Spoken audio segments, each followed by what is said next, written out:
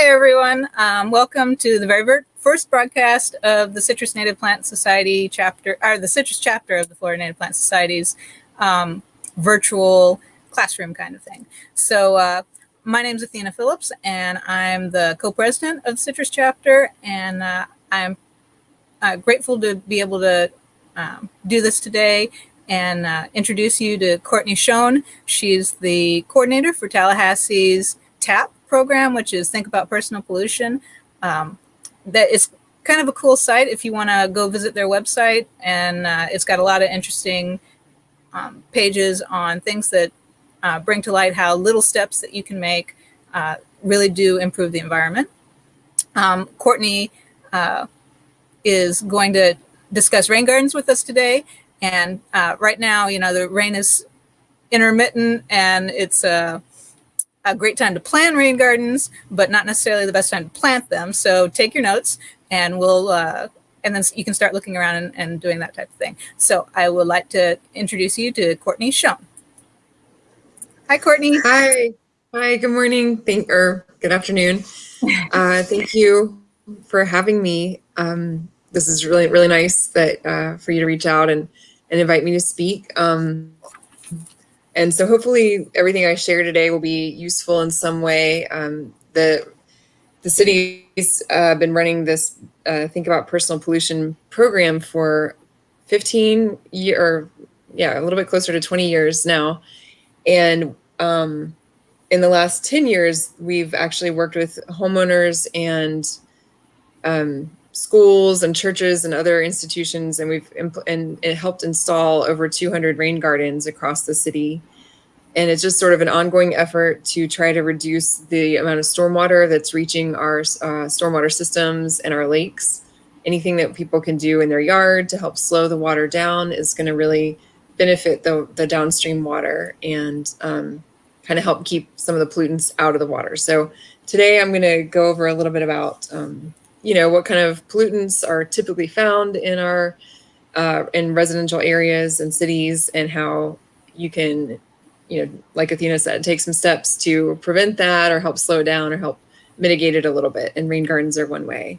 And they're great for a great way to use native plants in your yard. So that's kind of a great overlap. Okay, so here we go. Is that big enough? Does it look good? I think that's probably pretty good. Anybody wants to comment? We will be taking comments throughout the program, but we won't answer them until the end. So feel free to throw a comment out there. Okay. And one thing that I do kind of want to start out by saying, if you're not familiar with, I'm not sure, how wide the reach is today, but if you're not familiar with our city's program, the TAPP program actually started out as an outreach portion from a local environmental nonprofit organization.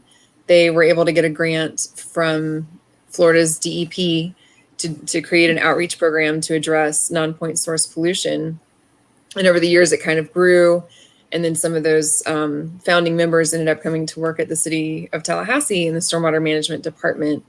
And now we've kind of brought that whole program into our stormwater management department, and we continue to receive funding from Florida's DEP, and then also from our stormwater utility that the city runs. And so it's kind of been a neat evolution of the program. And I always just like to point that out to kind of, it's got a strong nonprofit background and a really strong community-based approach to the issue of non-point source pollution. And so it's just always really neat to kind of see where these things can go and how groups of citizens can really make a difference. So, and that's great because, big issues do need contributions from big, causes of the problem, but having people put a little skin in the game and show that, it means something to them, instead of just passing the buck on to, industry and government. That's great. Yeah. I really like to point that out. I think that's a neat, our origin. Okay. So we're going to kind of start out with when you talk about rain gardens, it's definitely just another form that a garden can take. It's another term for it is a vegetated swale. It's not too much different from actually just a swale in your yard that you plant vegetation in. Rain garden sounds really pretty and has that kind of garden sound, and so then you can end up using it more as a residential term than, vegetated swale sounds a little bit more like an engineering kind of thing. So we're gonna go through some of the issues of geography and how our yard can contribute to the problem.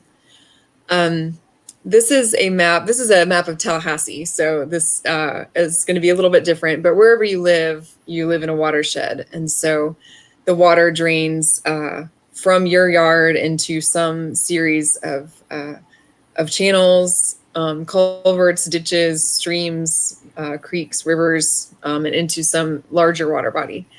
So here's the city of Tallahassee, and here's one of our largest water bodies or watersheds that surrounds this little lake down here, Lake Munson. So I just like to use this when I'm talking, usually we're talking a little bit more locally, but it's just kind of to give you an idea of how the watershed actually works.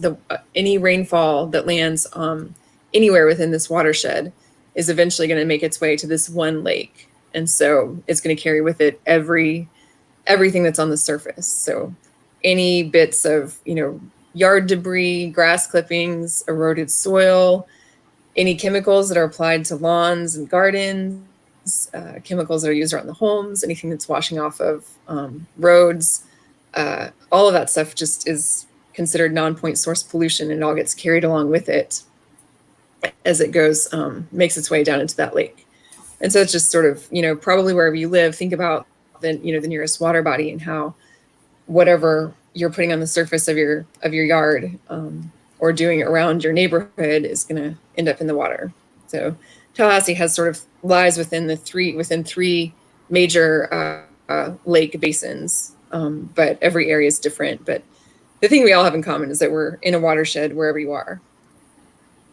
Tallahassee also is unique in Florida, but throughout Florida we see a lot of these issues where the surface water is extremely close to the groundwater, and there's the issue of sinkholes, the very high water table, and the karst geology that kind of creates sinkholes and leads to a lot of lakes having a sort of a direct connection to our drinking water, our groundwater, where the drinking water is received. So we try to make this point also just to show that it's not that far removed. Our groundwater is not that far removed, and we really need to be conscious of what we're putting on the surface, because there can be a lot of instances for the surface water and the groundwater to mix. So all that being said, your yard can actually be used to clean water. So I'm sure a lot of you are probably familiar with some of these steps: avoiding using fertilizer and pesticide whenever possible. If you can kind of use more natural methods to fertilize and to deal with weeds, then that's going to be better for the ecosystem as a whole. Definitely better for the water, because there's less opportunity then for chemicals to be washing off into the water system. Dealing with erosion, that's a big issue that we see here. I'm not sure how big of an issue it is in other parts of the state, but we have some serious elevation going on here, and whenever there's a heavy rainstorm, we see a lot of erosion, and a lot of our soils are high in different types of nutrients, and so that can actually contribute to the nutrient pollution in our water bodies, as well as just clouding out the water, making it cloudy and more difficult for aquatic life to flourish. So anything you can do to slow the flow, we kind of like that little catchphrase, to slow the flow of water leaving the yard, that will help prevent the erosion, because the slower the water is going, the fewer particles it's going to be able to hold. Yeah, we have a lot of places along rivers and ponds and lakes, so erosion along banks is an issue. Yes, that makes sense. So So right, if you're along a water body, that's a really important thing to keep in mind, is that water's edge, that kind of buffer zone, if you can keep that vegetated. Let's see. So erosion, a lot of places we see the issue where, there's an erosion problem. There's an issue of it's a slope, or maybe it's a really shady side of your yard and grass just doesn't grow, or if it's under a tree, or there's just kind of an ongoing issue where grass can't establish, so the soil gets eroded and then it gets compacted and then nothing will grow. And so it's sort of a vicious cycle. And in that case, we always just really recommend mulch. Just mulch. It is, it's going to benefit your yard in a lot of ways. It'll help retain the moisture. It can help increase the fertility of the soil, help protect your plants, kill weeds. So a garden and a yard, gardening and planting plants is always better than having, grass. But if you can't even get grass to grow, then cover it with mulch. We really want to encourage that to reduce the erosion. Some other ways, some other things are really important. Like Athena said, along a water body, a buffer zone, a vegetated buffer zone is going to be really important. You can protect your shoreline that way. The roots of the plants will kind of hold the soil in place, but they also act like a filter strip where it can slow the water down and kind of catch, large pieces of debris and litter, but also it can help absorb a lot of nutrients and other types of chemical pollutants as well. This bottom picture, I'm not sure if it's super easy to see, but terracing is another good step if you have a slope and you're having a difficulty getting things to actually grow. You can do some forms of terracing. And along this picture that I've used here, this is actually one of my neighbors, and they've made they've made several steps with the terraces, built it up with rocks, and then behind the rocks on each section, it's a little garden. So they've got some fruit trees and fruit bushes along each step of the terrace. And so that's actually a great way to retain your soil and make it more easy to garden and help reduce erosion. And then rain gardens are, what we're going to be mostly talking about today. And I like this photo of one. It kind of shows how there's a nice berm there at the front. It's got a lot of mulch on it. You can see a lot of tall ornamental grasses are being used.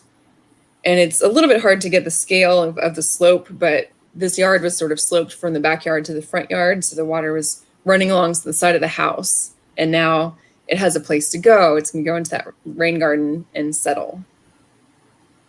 And that berm would be on the downslope right. It'd slow the water and catch it. Yeah. Exactly. The water is sort of coming from on the left side of the house, and then the front yard sloped down towards the street. And so now, instead of that water rushing off into the street, it's going to be caught and help, retain there in that garden. It's going to allow a lot of those plants to flourish and help keep it from washing it out into the street. Okay. So a rain garden, again, it's sort of like a vegetated swale, but on a residential scale, you're looking at, if you're looking at a spot in your yard, it's not going to be huge. It will be a smallish landscaped area that's going to capture the water and help hold it and slow it down for a short period of time.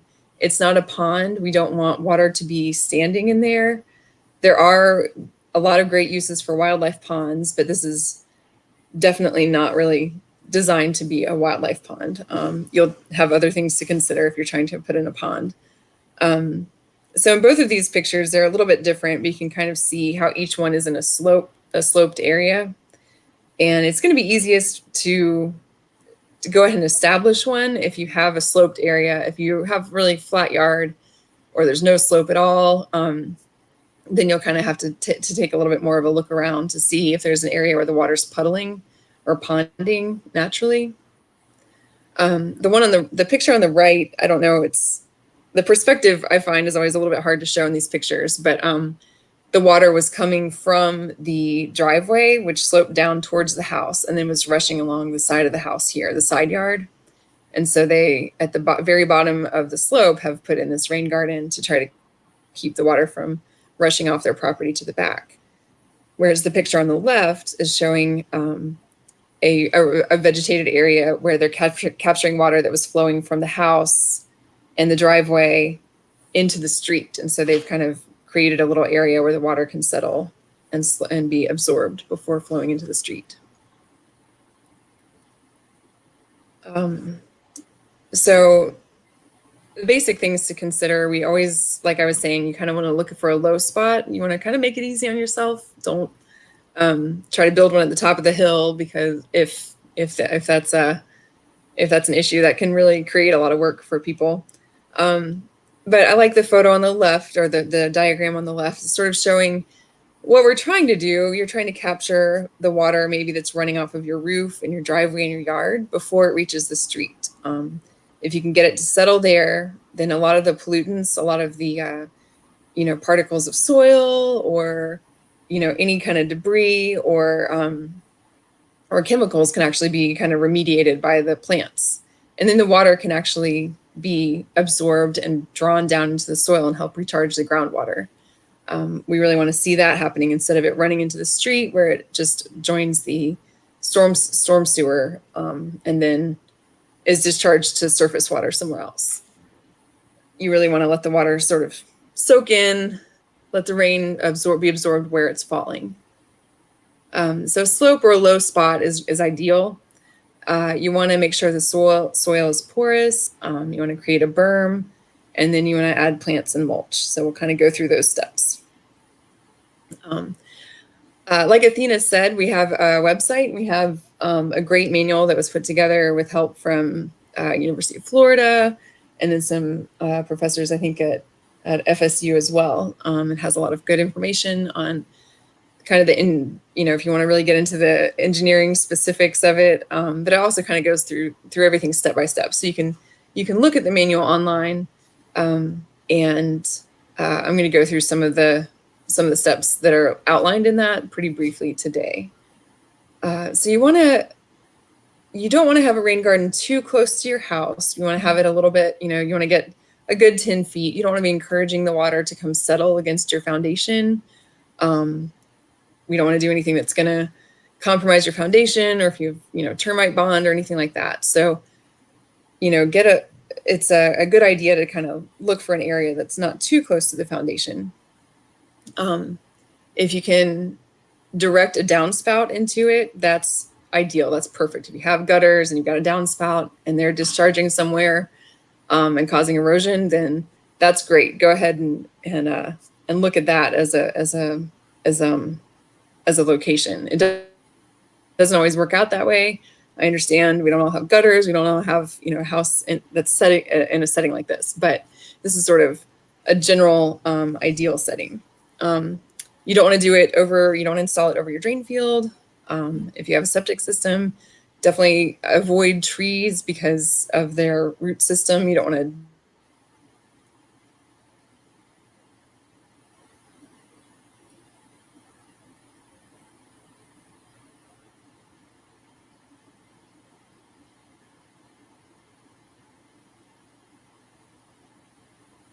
Let me see if Courtney is frozen. dig too much, or get a level or kind of gently sloped location. Where to identify this place is to go out during a rainstorm. Next time it's raining, kind of go out and check out your yard. You might already, it's a good idea to actually going, and if you can kind of work with that spout, work with the elevation of your yard, then you're going to be able to identify a spot that's kind of low and where it would be easy for you to install it. Let's see, I might get to this, but one other thing I want to say is also, you do want to decide what works with your own yard, the way you use it. You might have a great spot for it, but it might be, might be the perfect level, low spot. But if that's where, you access your backyard, or if that's where your dog plays, then, you don't want to disrupt that. So definitely think about what's going to work in your yard.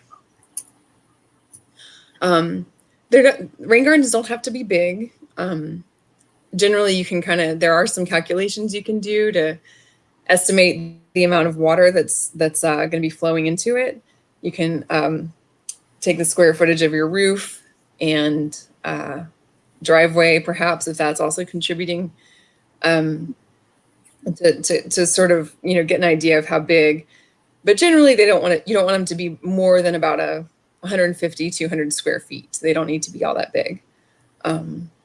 So the size will also vary depending on the type of soil you have. If you have, clay soil, which we have a lot of in Tallahassee, very impervious clay soil that the water, which really doesn't percolate in very well. So if you have clay, if you have really hard compacted fill dirt type soil, you're gonna maybe need to make it a little bit bigger, a little bit deeper, because you want to let the water settle. But if you have nice sandy or silty soil, you won't have to make it as big. Let's see, generally the distance from the downspout will also impact the size. If it's 10 to 30 feet from your house or your downspout, then it can be a little bit smaller. But if it's more than 30 feet, it's going to be also, you're going to have to take into account the amount of sheet flow that's coming off of the yard that's going to be contributing to it as well.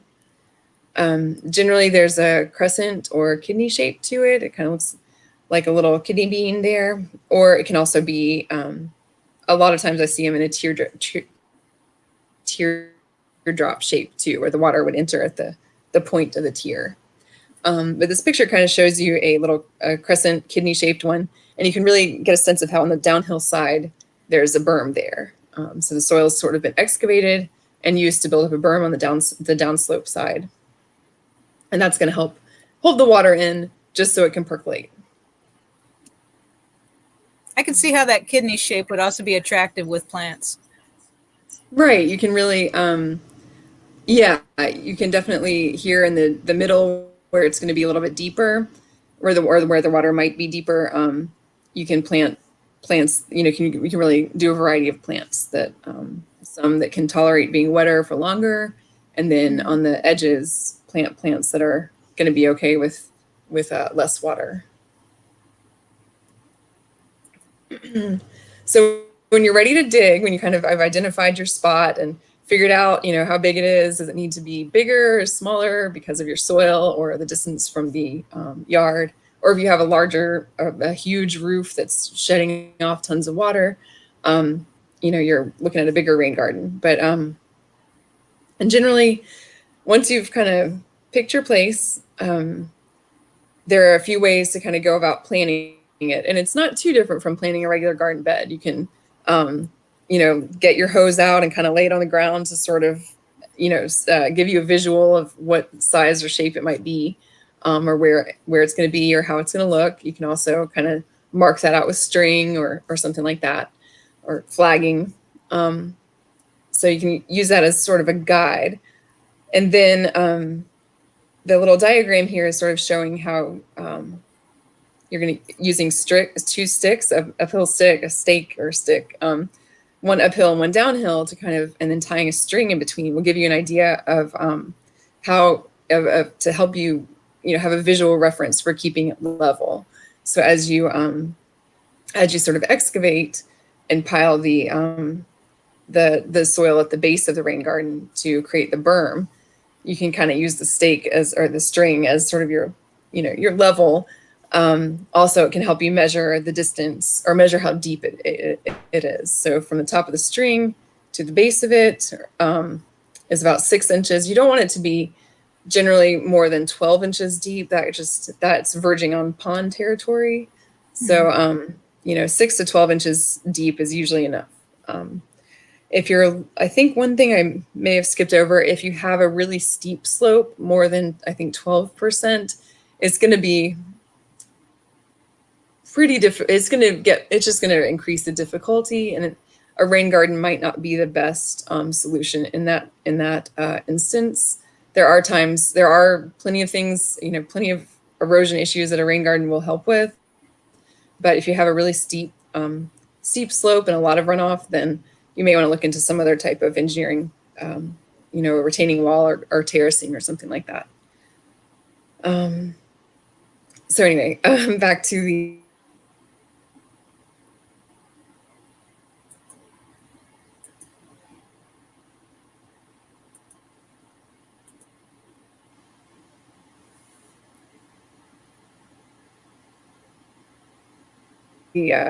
back to the string. So the string is the base of it. You can heaped up the start planting. So now it's fun to see how people have worked on their gardens and what they've done with them. They're always different because it depends on what kind of soil you have, how much sun you get, how big, what your yard is like, and then just your general preference. It's the plants that are going to be available to you at different types of year, the plants that are going to be available to buy at different times of year, that will have an impact.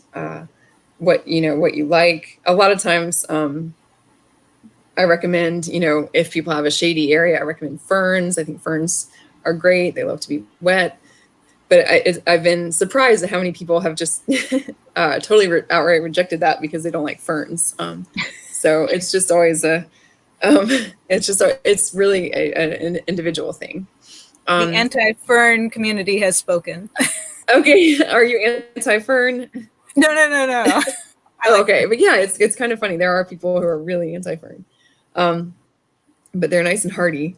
So I think they do great. So we'll go through some before and after photos, and then I'll kind of wrap up. But I like the photos to show, the variety that people can have.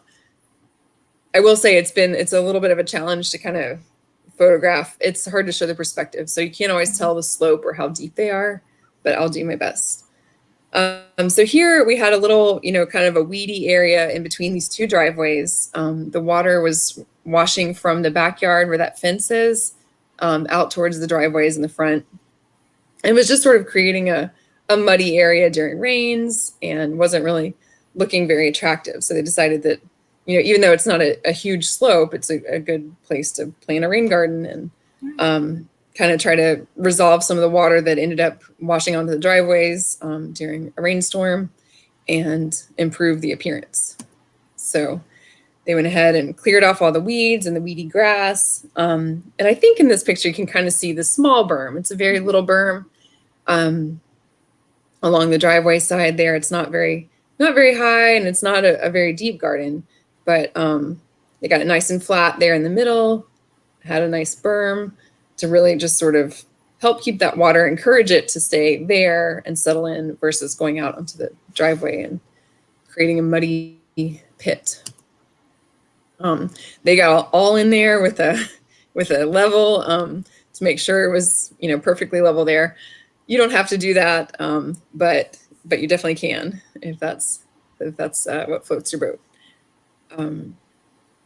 And then the fun part is kind of picking out the plants and choosing the layout. They got excited. They got the little sign about the rain garden in progress. And then this was a shadier area, so they ended up with some ferns, like I was just saying, ferns. So the maidenhair and cinnamon fern, they're going to provide, just some variety, but they'll also they'll do well. They can be left alone. They'll repopulate or regenerate and kind of fill in really nicely. So palmettos are great. This is a little blue stem palmetto, but a lot of the dwarf palmetto varieties will do great in a rain garden. And you can go for the bigger ones too if you like that. But the dwarf varieties will usually do great. They're fine with being wet, with fluctuations in the amount of water that they get, and they'll form a nice striking backdrop. So putting one kind of centerpiece palmetto can be a neat way to establish your rain garden. Coneflower really does great. It's just sort of a ubiquitous native flower that is hardy and it always looks good. Blue-eyed grass, and there's also purple-eyed grass. Those are nice because they're always like a thick bunch of grass. And then when they're kind of evergreen and they're always there and looking great as a little clump of grass, but then their little flowers are beautiful when they're flowering. And then Stokes aster is another good one. It looks nice. The leaves look attractive. So even when it's not blooming, it's a nice looking plant. So that's sort of, those are all some natives that will do well and that will look good as well. Yeah, for us in So here's more the central, completed garden. what I was going to say is for us Yeah, in more central Florida, the coneflowers don't do quite as well. I kind of envy you guys. oh, They're native exactly to the Panhandle, and then they kind of like peter out. But I ah. still have a couple that I planted just as an experiment. Oh, okay. That's good to know. I didn't realize that. So yeah, hopefully I'm not going to be too off with the plants, but yeah, you'll definitely help with the plant selection. So here's kind of the completed product for this person's yard. Generally when you first planted a bed, you don't want the plants to be too packed in there. You want to give them space. They will spread. They will fill in. They've added a nice layer of mulch in there, and then they lined the berm with some river rock. I think just to look good. That's not necessary, but it can be. If that's what you want it to look like, then that's definitely a good, sort of a good option. Something to help hold it in place. But that's basically what it's going to look like. And then, so now it's really going to sort of solve that issue of water going into the driveways or out into the street. And then you have like sort of a more purposeful little garden there.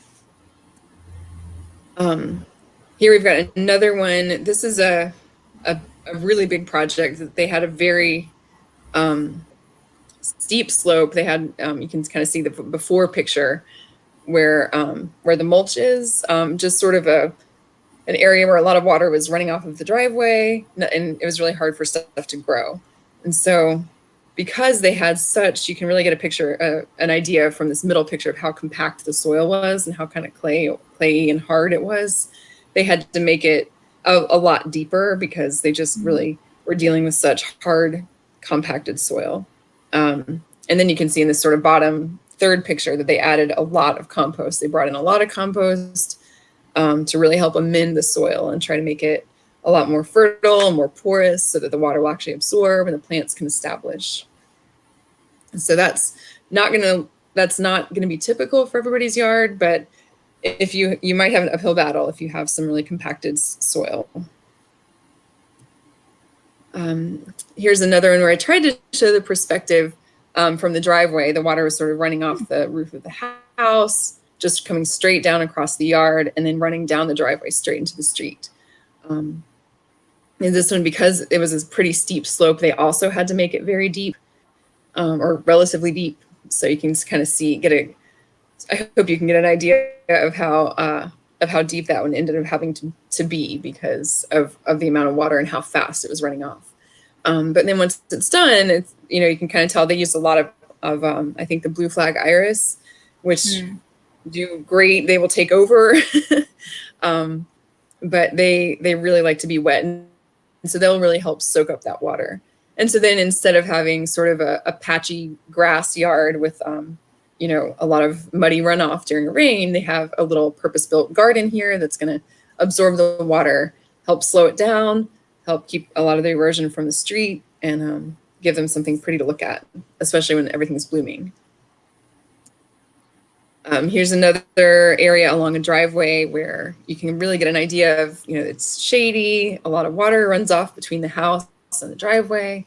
And, when you can't get grass to grow because of either shade or some other reason, then you can kind of, this could be a good option to really get in there with some plants that can handle shade and add a lot of mulch and just sort of make it something, encourage it to be just a little bit more beautiful. Let's see, here's another one where where we have the before picture is showing the way to lay out your garden hose in a crescent shape to sort of show how, give you an idea of the size and the perspective and the shape. So that's a nice kidney shaped one. And it ended up, they didn't have a very steep slope, but they were able to make enough of a little berm that they could fill it in with some flowers. And because of the sun, they were able to plant a lot more flowering plants there. Here's an example of another, like you can really see the red clay here. This is in the northern end of Tallahassee where the soil is just very, very clay. And this gentleman also had a steep ravine behind his house. So he really had to make it, he had a lot of runoff and he really had to make it pretty deep there. You can kind of see how it's a teardrop shape. And they ended up, he ended up having several layers and there's a really deep area in the middle of the keyhole, or in the middle of the teardrop down there. So that was a ton of work for him, but I think he loved it. So they don't all have to be, they don't have to be this intense, but sometimes you're going to encounter, tough soil or a steep slope or some difficult conditions. But once it was done, filled it in. The picture's kind of small there at the bottom right, but he filled it in with a lot of ferns and some grasses and mulch, and outlined it with some river rock, and it just ended up looking really nice instead of a muddy runoff area. It's just really going to improve the appearance, but also it's going to help improve the water quality that was running off into that ravine behind his house. Here's one that's in let's see, this is a townhome subdivision where the townhomes are, I tried to take a picture on the left to show you the perspective of how steep this street was, that all the yards and driveways are right in succession. And this woman is great. She's a really avid gardener, and she's trying to convince all of her neighbors, uphill and downhill, to put in rain gardens. And that's really the way to do it. That'll really help if they all do it, because that will just, successionally slow down the water more and more, so that people aren't receiving so much runoff. But even in a tiny little front yard of a townhome, she was able to do a really nice rain garden by, you can kind of tell where she's, put her string to mark the boundary so she doesn't go onto the neighbor's property. But she really scraped off all the grass, built up a berm, and put in a bunch of, there were some, let's see, she has a bunch of liriope, because I think she had that dug up from another part of her yard. That's going to be a good, that's a good border. It'll hold soil together. And then a lot of irises, and I think she had some purple-eyed grass and some other, I think there's some Stokes aster in there too as well. And then just covered the whole thing with a lot of pine straw for mulch, and it's holding up well. So that was just completed back in April. So you can really do it in any type of yard, any size of yard, and it can really improve the appearance. And we have several. It's been kind of fun to work with this program over the years, because we're seeing it more and more in the neighborhoods where someone will put one in, and then their neighbors will start to do it. And it really helps, just the more of these we have, the more we're going to be able to reduce the runoff. So it's a great kind of neighborhood project. And we give out these little signs. I think you can kind of see the sign here in this bottom picture. It says, rain garden, and kind of explains that it's cleaning water naturally. This was a yard that didn't have a lot of erosion issue. They're, not really having too much of a problem, but they just wanted to do something to increase the curb appeal. They thought it looked better than a plain grassy lawn. And so they built a small berm. You can kind of tell in that lower picture how the berm isn't huge, but now they were able to plant a bunch of flowering, sunflower, black-eyed Susans in there, and some other, I'm not sure what kind of bushes those are, but maybe they removed some from up near the house, and just were able to kind of fill it in, make it more interesting. But also they are having the added benefit of capturing the water that's running off from the roof and the downspout, and before it goes into the street. So that was a beautiful one. Let's see, here in this yard, you can kind of tell how it's very, sandy. There's not a whole lot of grass growing at all. So they were able to fill it in with, with mulch and some shade-loving plants, and then using a tree that they had to cut down as the border. So that's kind of I like that. It's kind of unique, using what you have and what's available to you. This is a sort of a flat-ish yard that wasn't too steep. Most of the property was very flat, but these people got really creative, and they tied in the downspouts from 3 different corners of their house, and had it go under their back patio and come out in this little corner of the backyard, and the corner of their backyard was where the one sort of down low part of their property. And during rainfall and when they would have their pool overflow, you can see that little white pipe sticking out there in the bottom. That was sort of their pool overflow. So whenever there was a lot of water, it would run under the fence and into their neighbor's backyard. But by putting a little sort of, this is sort of a linear rain garden, by putting that in, they're able to kind of reduce all that runoff and keep it from going under their fence and onto their neighbor's yard. So that was kind of neat. This is one of the people, they used, let's see, river oats, a lot of river oats along the linear rain portion of the rain garden there. And I think those look really pretty. They just, kind of gentle waving grass, and they get these pretty little oats on them. Yeah. And they'll handle the water just fine. Let's see, here's a few more before and afters kind of showing.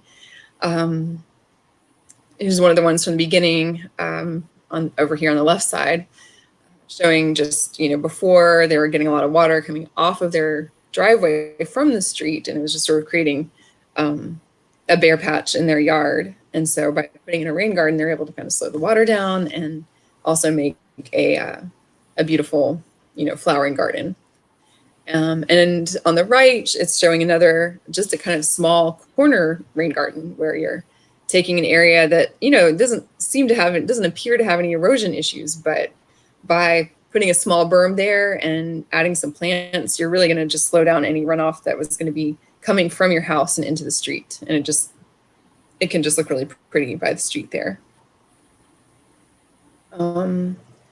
Sometimes, it can be a little bit challenging to make sure you get it put just right. On the left, you can kind of see how they've planted a garden, and it looks really nice, but it's not really, without a berm and without a low area, it's sort of just funneling the water towards the house and not away from it.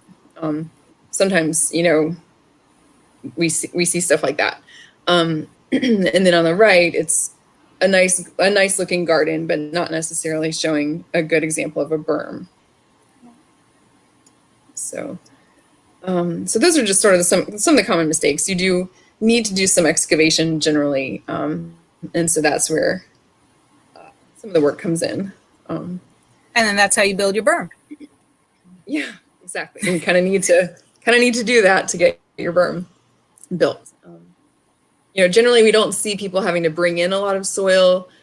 If you excavate it, you should have enough to build your berm, and then you can fill it. It's definitely encouraged to fill it with compost and mulch and try to increase the porosity of the soil there so that it does become an area like more of a sponge and not a pond. Let's see. So native plants, we just always recommend those. I definitely, when we're helping homeowners and residents in Tallahassee do it, we ask them not to use any plants from the invasive species list, the FLEPC list that they put out. So we have a list of plants to not use. We encourage native plants, but often it does sort of depend on what people can find at the time. But if you have access to local nurseries, then that's great. And the added benefit there is that you can really talk to people who know how the plant will do, and they can kind of tell you, if the plant will handle the wet or the dry or kind of the fluctuation or what it will do. So let's see again. Let's see, we have our manual available on the website. I could, if you want to write in and request, we can mail some to you. We have, but otherwise you can download it and print it from there. There's some other information at the website that has other types of yard information, ways to reduce fertilizer, things that you can do. We also produce some commercials that are kind of fun, that are played locally to try to show, try to just encourage, engage the local community. So you can view those. All of our information that we produce was developed in coordination with the DEP, with Florida DEP. And so it's all free to use if you want to, try to take anything and alter it and make your own brochures that are specific to your area, just let us know and we'll help you with that. Nice. Also, yeah. So that's kind of where I am. Okay. And I did post to our website the link to the rain garden page on your site, so that it's very easy to find the manual and everything. Okay, good. Yeah. So there's that information. There's some other information, but hopefully it's useful. So I'm gonna stop there, and if you have anything to add about plants for your area. Yeah, absolutely. I've put together a document that is good for Citrus County. It's really kind of good for all over Central Florida, but I'll share that with everyone right now. There we go. So the main things, I've got too many plants that we can really cover in the amount of time that we have left, but this document is also on our homepage of our website for the citrus chapter. But the big tips are to try to avoid wetland plants, because rain gardens aren't wetlands. They are retention areas, or temporary retention areas. So you want to have plants that are adapted to be able to go through both wet and dry seasons. So dry to medium soils is great. And a lot of the plants that are even sandhill plants, which are very dry plant communities, they will handle a lot of water at one time. I've got a plant that I would have never thought that would take that much water. It's happened to be under my downspout, and it just took off and did phenomenal. So it liked the extra water. It didn't need it, but it liked it. So sometimes just targeting plants in those drier communities like sandhill or maybe a flatwoods community can be beneficial. But, it's an experiment. And then I would suggest doing a foundation of foliage plants that are accented with seasonal flowers, because that way you're not relying on those seasonal plants to kind of provide your impact. You've always got the foliage plants. And look at what's flowering on roadsides. I mean, I constantly see plants that I can't grow in my yard, but would definitely do well in a rain garden, just because that roadside usually has a little bit of a swale and it collects water during high rain periods. And if they're surviving there and you can figure out what they are, then you can probably put them in your rain garden. And always water to establish new plants. Just because it's a rain garden doesn't mean that's going to be enough rain to, get it going. And once you get it established, then it should do fine. And, depending on what your rain garden looks like, you might want to consider ornamental objects and features that kind of make it look more intentional. Those stones around the berm that Courtney showed, that's an excellent way of doing it. But, bird baths and gazing balls and things like that can really be useful as far as that goes. Oh, I lost my tab. Hold on just a second. This is my brand new, my little goof. All right, so grasses are really great foundation plants. Again, they're foliage, so they provide that impact. Fakahatchee grass is a very large grass, so if you've got a small rain garden, probably want to avoid that unless you just do one. There's a dwarf variety available. It has really nice flowering stems late in the season, so that kind of adds a little something nice. Muley grass takes it actually even drier than Fakahatchee grass. Fakahatchee likes it a little wet, so if you're like in a really dry, sunny environment, you may not get enough rain, but muley will take it much drier, and then it has the really pretty purple seed heads at the end of the season. And there's a lot of information within these pages, talking about the wildlife benefits and things like that. So you'll have to go to the website and check it out if you want to get all that information. And, love grass is also one that's suggested kind of in combination with muley grass, but, and it's fine. But I kind of think lopsided Indian grass doesn't get enough attention, and it has really pretty seed heads at the end of the season. It's very small grass, so it would be good in like transitioning from a larger plant to a smaller plant, maybe around the outside edges, or if you have a small rain garden, you need smaller plants. And the nice thing about a lot of our grasses is they actually are host plants for skippers. So it's nice to incorporate some grasses into it for that reason as well. Now, Star Rush, I think is a really lovely plant that I can't grow because I don't have enough moisture, but I would like to incorporate it if I was going to do a rain garden. It's kind of low growing. It's similar to a grass, so it kind of has that appearance. But then when it produces its blooms, which are really tiny, but they have these leaflets that come off of it that make it much more impactful, and it would make a nice border. And then I included a fern. Now I included southern shield fern because it typically takes it a little drier than most ferns. If you had a very shady rain garden, there's lots of ferns available that you could use, but just in case, it seems like everybody I ever see has a very sunny, open lawn and would be less likely to have the ability to support most of the ferns that would be happy in a rain garden. So this one can take more sun if you have moisture. But I love the contrasting foliage between grasses and ferns and herbaceous plants. So I thought this one would be a good one to mention. And then aside from your foliage plants, you can incorporate some shrubby plants. So for instance, American Beautyberry is a great option because it is deciduous, but it has really impactful purple berries, and it takes both wet and dry. It's like a workhorse of a plant, and has a lot of wildlife benefits, and it does pretty much everywhere. And I wanted to mention the saw palmetto. I didn't even think Courtney would mention palmettos early on, but they tend to get overlooked a lot. They take both environments really well. In the wild, you'll see saw palmettos ring basins, and they just do excellent in both situations. And then, of course, the flowers are one of the most visited flowers of all the native plants that we have. So they have huge environmental benefit in addition to being like a pretty easy plant to grow. Another good bushy plant is saltbush. It has, in my environment where it's very dry, it has a tendency to want to grow in shade because I don't have enough water, but they do really well in sun as long as they do have some moisture. And an interesting thing about this that I learned is that they're both male and female plants. But if there's a female, even it should work for both actually.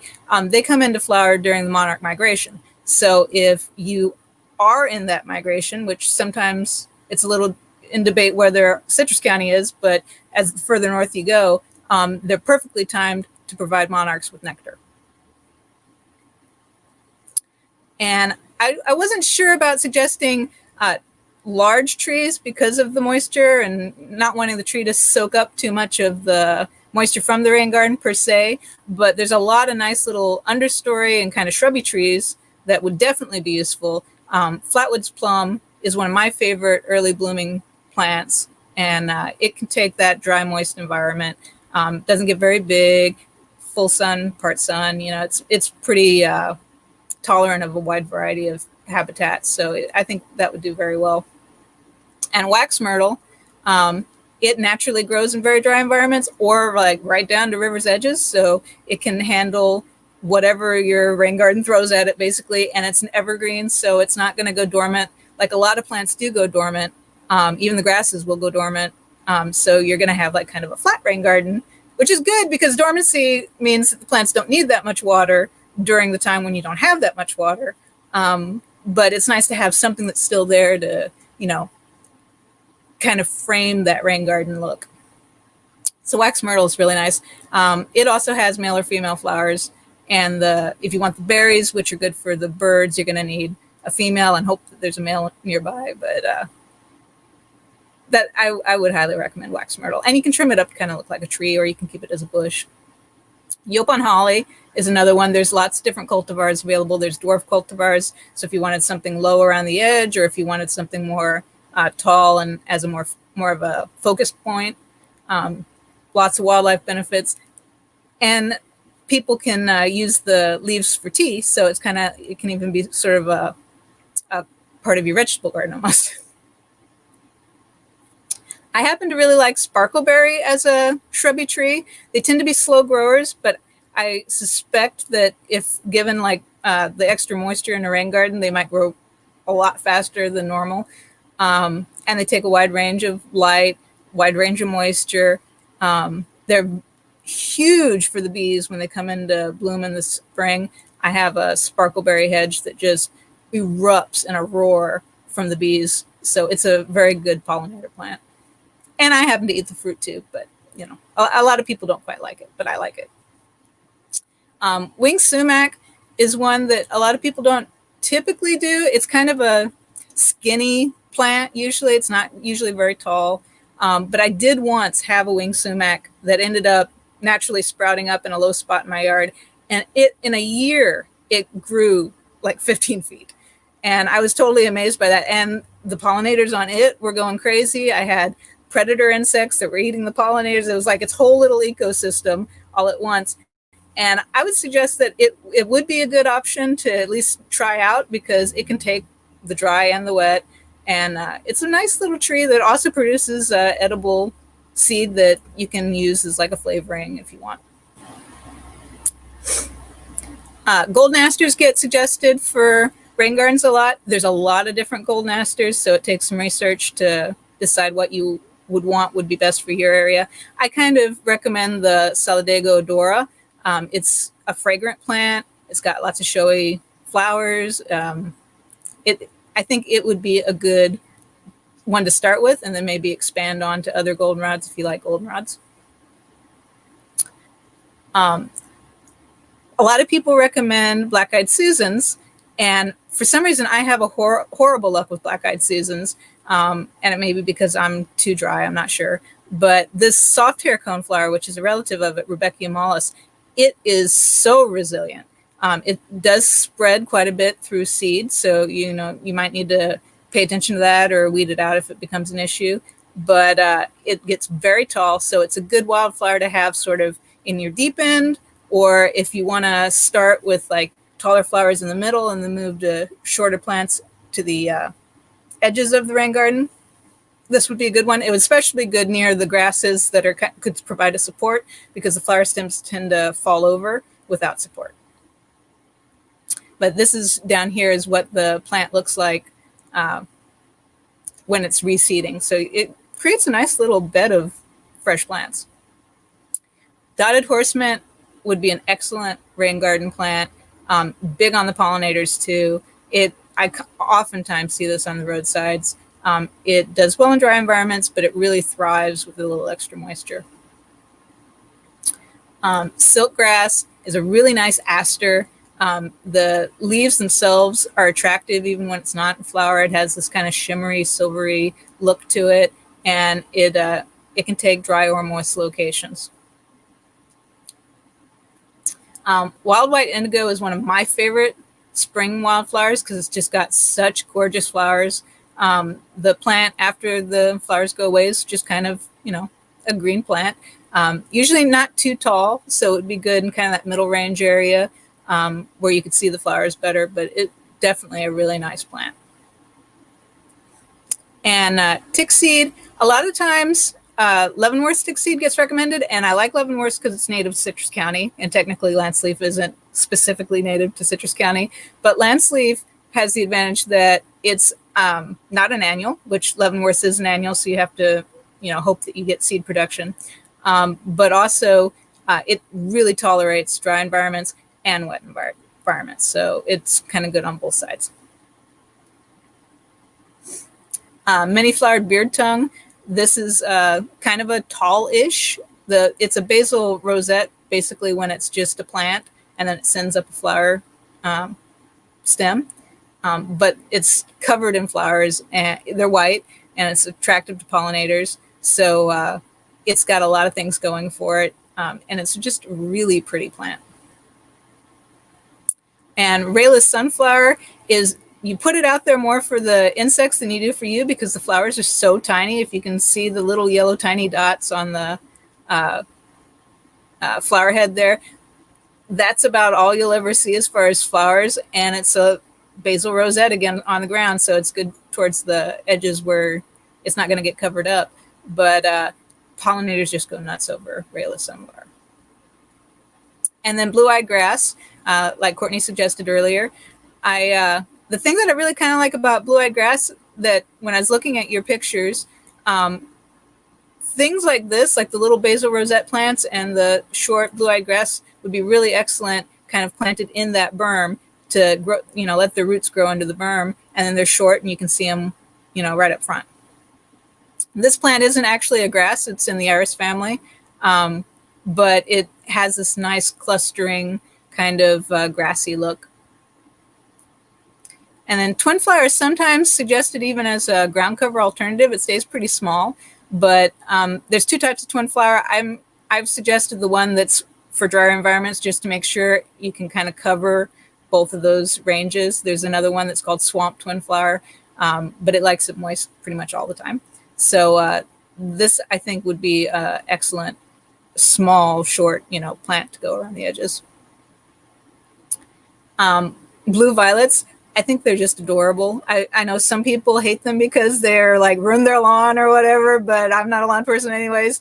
And the cool thing about that, they're edible. So if you're looking for an edible plant and you don't spray anything on, pesticides or herbicides around your rain garden, which hopefully you wouldn't, then you can come out and snack on the, leaves or the flowers.